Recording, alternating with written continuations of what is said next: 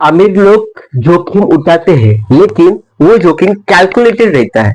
उनके हिसाब से कैलकुलेट करके जोखिम उठाते हैं। ओके, तो कैसे जोखिम उठाते हैं वो आज मैं पॉइंट टू पॉइंट में बताना चाहता हूँ। ओके, तो टॉपिक आने के पहले एक हिस्ट्री देखा जाए।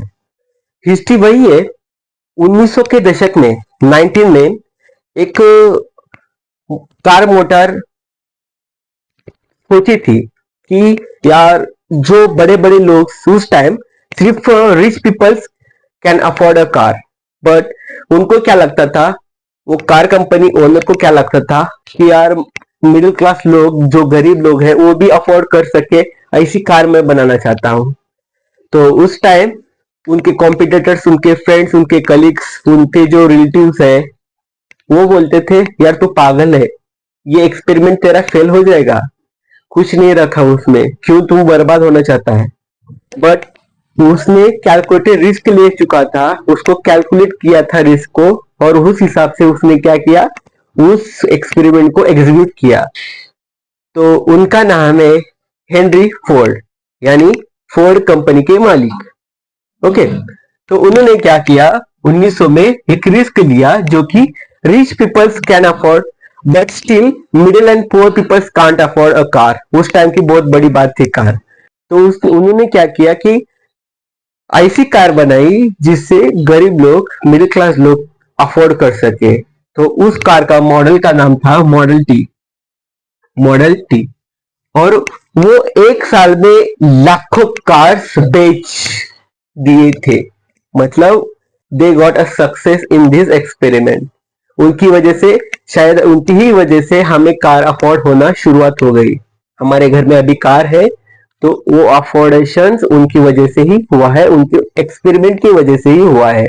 तो उन्होंने क्या एक्सपेरिमेंट किया था कि यार, अभी फिलहाल हम क्या करते हैं, एक कुछ अमाउंट, नंबर अमाउंट प्रोडक्शन करते हैं, देख, लेकिन हम ज्यादा अमाउंट पे प्रोडक्शन करेंगे तो कॉस्ट कटिंग होती है, हो सकती है।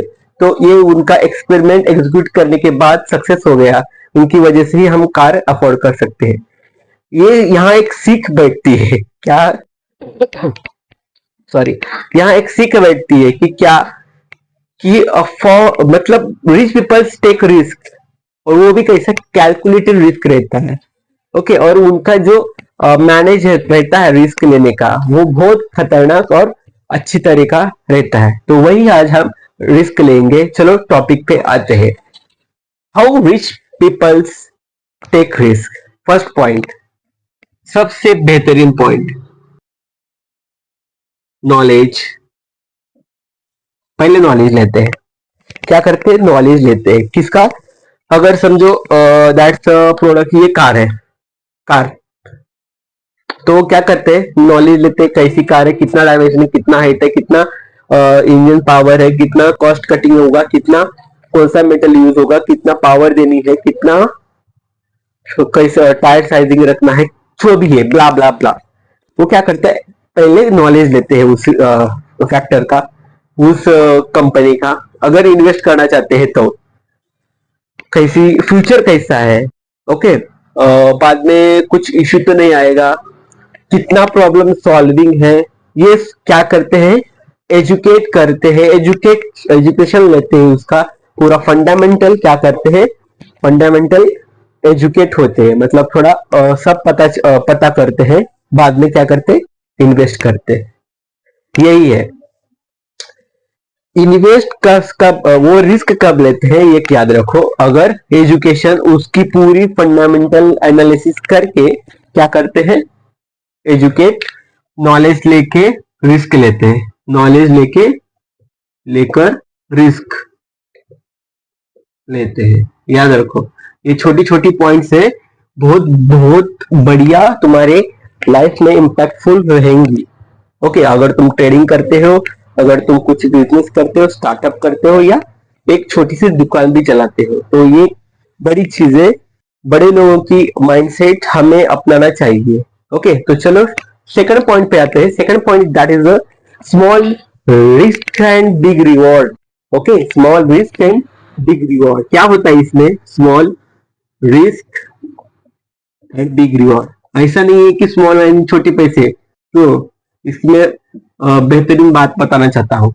क्या करते हैं फर्स्ट ऑफ ऑल, तो पहले चूज किए, ओके, पहला बिजनेस मैन चूज किया, नॉलेज अच्छा है, ठीक है, नॉलेज लिया, इसका फंडामेंटल देखे, तो क्या करेगा सॉरी, तो क्या करेगा, इसमें मुझे 100 करोड़ डालने हैं, ओके, 100 करोड़ डालने हैं, तो मैं क्या करता, मतलब एक बिजनेसमैन क्या करता है, 10 CR डाल के उसको प्रॉफिट कन्वर्ट करता है। पहले प्रॉफिट कन्वर्ट हुआ, प्रॉफिट कन्वर्जन हुआ, ओके, तो क्या करेगा मालूम है, बाद में 90 CR डालेगा और बिग प्रॉफिट लेगा, मतलब बिग प्रॉफिट इंस्टेड ऑफ, और रिवॉर्ड भी कह सकते हो, ओके। क्या करेगा, सुनो सुनो, अभी ये सुनो, क्या उसका रिस्क रिवॉर्ड कितने कैलकुलेटेड था, पहले 10 करोड़ लगाया, नहीं पहले तो नॉलेज लिया, बाद में स्मॉल अमाउंट से क्या किया, 10 CR लगाया, 100 करोड़ लगाना होता तो 10 करोड़ लगा के उसको प्रॉफिट में कन्वर्जन किया उसने, ओके। अगर प्रॉफिट कन्वर्जन होने के बाद उसने क्या किया, 90 करोड़ इन्वेस्ट किया और अच्छा खासा रिवॉर्ड ले लिया। इसी को कहते हैं mindset and calculation of risk and reward. Calculative risk ऐसे ही लेते हैं, तो हम क्या करते हैं, हमारे पास समझो 100 करोड़ है, 100 करोड़ तो नहीं देंगे हमारे पास, बट समझो 100 करोड़ है, तो हम क्या करते, 100 करोड़ एक ही जगह लगाते, अगर प्रॉफिट हुआ ठीक, लॉस हुआ तो अरे यार मैं गलती कर दिया, मतलब पछतावा क्रिएट होता है हमारे अंदर, यही होता है, दूसरा कुछ नहीं, पछतावा क्रिएट करना मिडिल क्लास लोगों का ही काम है, ठीक है।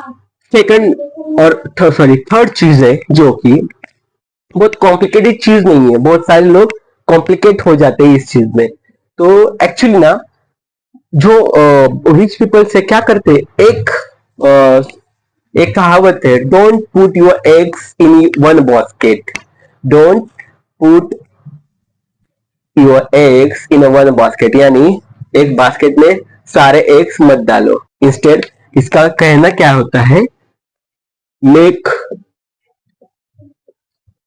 मल्टीपल इनकम सोर्स, क्या है, इनकम सोर्स को मल्टीप्लाई करो, मल्टीपल इनकम सोर्स बनाओ, तो जैसे कि स्टॉक्स, स्टॉक्स में इन्वेस्ट करते हैं, okay, real estate, mutual fund,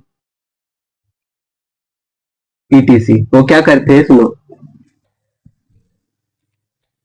company है, ठीक है, कंपनी को इन्वेस्ट सब 90 करोड़ का, सॉरी 100 करोड़ की है, बट कुछ कुछ लोग क्या करते हैं, 20, ये अच्छी कंपनी तो 50 इधर रखते हैं, 10 इस कंपनी में, 10 इस कंपनी में, ऐसा वो क्या करते हैं मालूम है, थोड़ा पोर्टफोलियो को इनहांस करते हैं और अच्छा खासा बढ़ाते हैं, ओके। स्टॉक्स में, रियल एस्टेट में, मल्टी म्यूचुअल फंड्स में, ईटीसी क्या करते हैं, वेरियस टाइप्स में, अगर समझो स्टॉक मार्केट गिर गया तो क्या, रियल एस्टेट मार्केट ऊपर आता है, तो क्या होता है, प्लस माइनस, मतलब प्लस कभी माइनस माइनस ऐसा कुछ होके एक ब्रेक इवन होता है, ब्रेक इवन मतलब नो प्रॉफिट नो लॉस, ऐसा भी आया तो ठीक है, तो ये सोचते हैं कि रिस्क लेना बहुत जरूरी है, बट कैलकुलेटिव रिस्क लेना बहुत बेहतरीन माना जाता है इनमें, okay.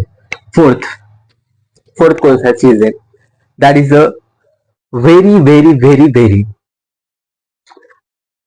Bonus point for you, bonus, ये फोर्थ चीज में बोनस बोलता हूँ, क्या, कभी भी देखो, कभी भी रिच पर्सन क्या करते हैं, सेफ्टी नेट बनाते हैं, सेफ्टी नेट, क्या रहता है safety net,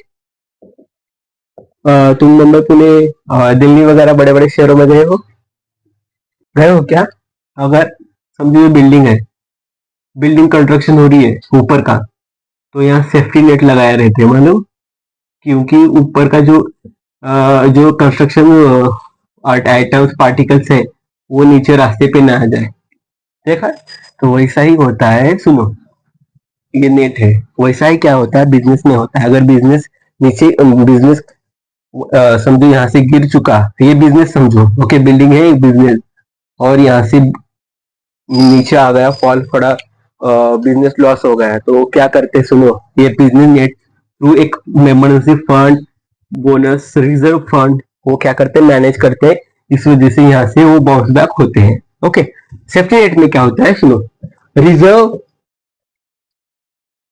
fund, reserve fund करते हैं।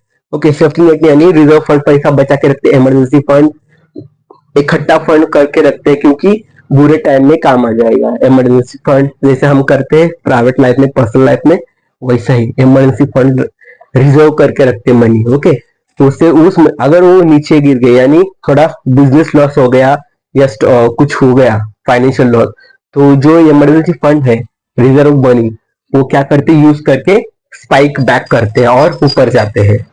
बाद में टेंशन नहीं रहता कि हाँ पापा मैं यहाँ से गिरूंगा तो भी मैं यहाँ से उठ जाऊंगा क्योंकि मेरे पास मनी रिजर्व है, ये सोचते हैं और ये इनका माइंडसेट रहता है।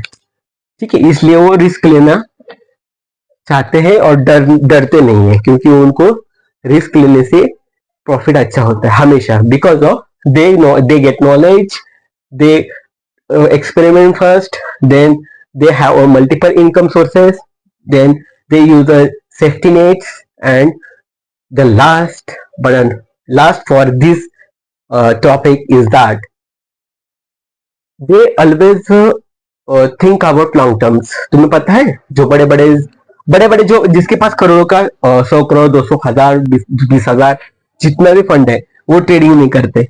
ओके, वो ट्रेडिंग ही नहीं करते यार, वो करते हैं लॉन्ग टर्म। लॉन्ग क्यों, because of they think about long term. वो एक साल, एक दिन, एक महीना ये सोचकर पैसे नहीं कमाते, वो सोचते हैं 5 साल की, 10 साल की, 20 साल की, अगले 20 साल की। That is the long term thinking. इससे क्या करते हैं, वो रिस्क लेते हैं 5 साल के लिए, 10 साल के लिए, 20 साल के लिए। यही होता है उनका माइंडसेट।